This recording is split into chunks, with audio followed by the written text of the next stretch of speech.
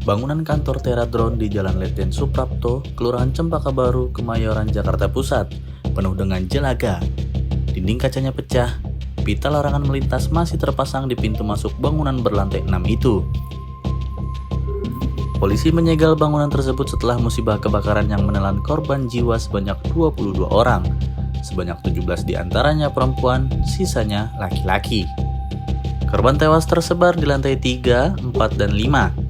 Jasad mereka ditemukan dalam kondisi utuh meski mengalami luka bakar tingkat 2. Kepala Biro Kedokteran dan Kepolisian Pusat Kedokteran dan Kesehatan Polri, Brigadir Jenderal Nyoman Edi Purnama Wirawan, mengatakan para korban diduga tewas akibat menghirup gas beracun karbon monoksida atau CO saat kebakaran terjadi. Musibah terjadi pada Selasa 9 Desember 2025. Api muncul sekitar pukul 12.40 waktu Indonesia Barat dan baru bisa dijinakan 4 jam berselang. Puluhan karyawan tewas dalam musibah itu.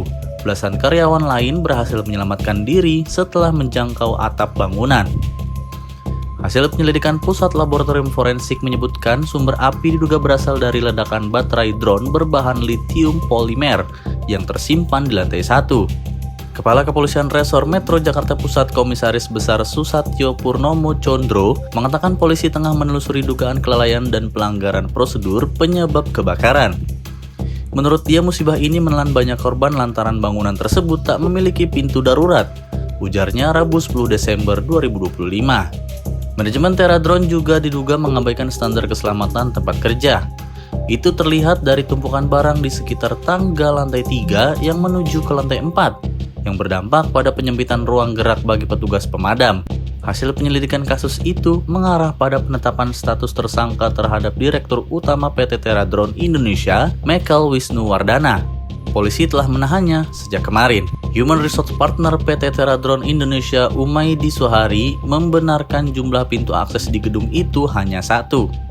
Dia mengatakan bangunan yang digunakan sebagai kantor itu berjenis rumah toko atau ruko yang terdiri atas 6 lantai. Dosen Fakultas Arsitektur Landscape dan Teknologi Lingkungan Universitas Trisakti, Yayat Supriyatna, menilai insiden kebakaran kantor Teradron menunjukkan kelemahan aspek keselamatan gedung. Ia menyoroti minimnya jalur evakuasi yang tersedia pada gedung 6 lantai itu. Minimnya jalur evakuasi itu menurut Yayat menyebabkan penghuni gedung kesulitan mengakses tempat yang aman. Padahal ketentuan SNI 03-1746-2000 telah mengatur bahwa setiap gedung bertingkat wajib memiliki jalur evakuasi yang mudah diakses, bebas hambatan dan ditandai dengan jelas. Jalur evakuasi juga harus dilengkapi sarana pencahayaan darurat yang tetap menyala saat listrik padam. Setiap bangunan gedung harus memenuhi persyaratan administratif dan persyaratan teknis sesuai dengan fungsi gedung. Persyaratan administratif memenuhi status hak atas tanah, kepemilikan bangunan gedung dan izin mendirikan bangunan. Persyaratan teknis bangunan gedung meliputi tata bangunan dan persyaratan keandalan bangunan. Ia juga mengingatkan pengelola gedung agar menerapkan sistem proteksi pasif dan aktif. Proteksi aktif itu meliputi tersedianya alat-alat pendeteksi ancaman kebakaran sejak dini berupa alarm kebakaran serta perangkat pemadam kebakaran seperti sprinkler otomatis dan hidran. Sedangkan proteksi pasif meliputi pintu darurat, jalur evakuasi, penunjuk arah evakuasi, titik kumpul, serta lampu darurat yang menyala saat terjadi bencana. Menurut dia, pelaku usaha tak boleh menyatukan lokasi kantor dengan lokasi reparasi dan gudang. Dalam kasus terbakarnya kantor Teradron, penggabungan fungsi ruang terbukti meningkatkan resiko terhadap kebakaran. Berdasarkan Peraturan Pemerintah Nomor 16 Tahun 2021 tentang pengelolaan bangunan gedung, kata Yayat, bangunan yang digunakan sebagai tempat usaha atau kantor harus memiliki sertifikat layak fungsi atau SLF. Dokumen tersebut hanya bisa diterbitkan jika pengelola bangunan sudah memenuhi berbagai persyaratan, baik secara administratif maupun aspek teknis dan proteksi terhadap bahaya kebakaran. Masalah muncul karena tak banyak perusahaan yang patuh terhadap aturan standar keselamatan tersebut. Yayat menyinggung data Dinas Penanggulangan Kebakaran dan Penyelamatan atau Gulkarmat Jakarta yang mengungkapkan sebanyak 694 gedung bertingkat di Jakarta belum memenuhi syarat potensi kebakaran. Data ini dipaparkan oleh Dinas Gulkarmat Jakarta pada Januari 2025. Proteksi bahaya kebakaran pada gedung bertingkat juga menjadi perhatian Menteri Dalam Negeri Muhammad Tito Karnavian.